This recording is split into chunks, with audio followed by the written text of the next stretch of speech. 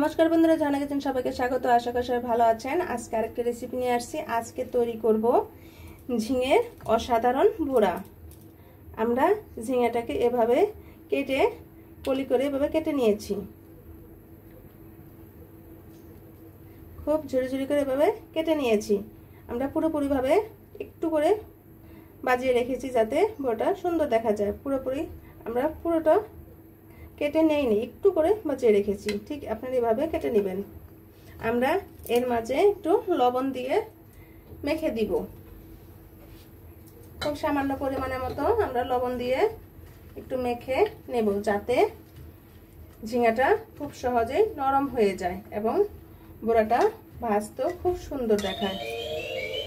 আমরা এখন লবণ দিয়ে বড়াটা ঝিঙাটাকে মেখে রেখেছি।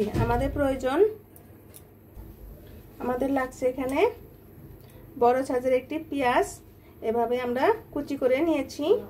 এখানে দুটি কাঁচা লঙ্কা কুচি করে নিয়েছি। আমাদের লাগছে এখানে আধা চা চামচ পরিমাণের মতো হলুদ, লঙ্কা এবং ধনিয়ার গুঁড়ো। আর আমরা এখানে নিয়েছি 4 চা চামচ পরিমাণের মতো চালের গুঁড়া এবং 4 চা চামচ পরিমাণের মতো বেসন। আর আমাদের লাগছে একটি ডিম।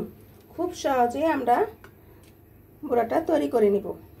এখন আমরা বেসন এবং চালের গুঁড়োটা ভালোভাবে মিশিয়ে নিতে হবে। একবার যে এই বড়াটা তৈরি করে খাবে, এক থালা ভাত একটি বড়া দিয়েই খাওয়া হয়ে যাবে। এত টেস্ট হয়। প্লিজ বন্ধুরা, এখনো যারা সাবস্ক্রাইব করেনি তারা একটু সাবস্ক্রাইব করে দিবেন এবং একটু লাইক করে দিবেন। আপনারা আমার পাশে থাকবেন। আমরা একে একে সবকটি উপকরণ দিয়ে দিব এবং প্রয়োজন মতো লবণ।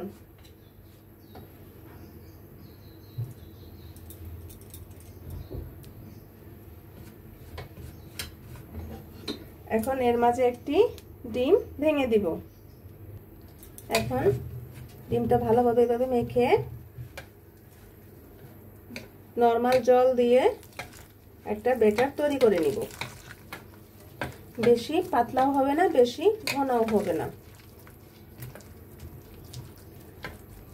আপনার হাতের কাছে যদি বেসন না থাকে তাহলে আপনি আটা অথবা ময়দা দিয়েও তৈরি করে নিতে পারেন।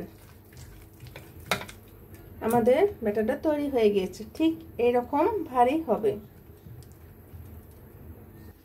আমরা ঝিঙাটাকে ভালোভাবে ধুয়ে চিপড়ে নিয়েছি। ঝিঙাতে এখন কোনো পরিমাণে জল নেই। ভালোভাবে আমরা চিপ দিয়ে ফেলে দিয়েছি জলটাকে। এখন আমরা এভাবে ব্যাটারটাকে ডুবিয়ে ভালোভাবে নিতে হবে। দেখুন, এখন আমরা তেলে ভেজে নিব। আমরা একটি কড়াই বসিয়ে দিয়েছি। এর মাঝে আমরা ঝিঙা বড়াগুলো আমরা দিয়ে দিব।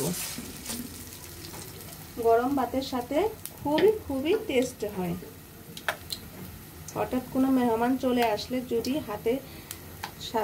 কাছে যদি ঝিঙে থাকে তাহলে ঝটপট তৈরি করে নিতে পারেন এভাবে ঝিঙার বড়া। আমরা এভাবে সবটি একে একে দিয়ে নিব।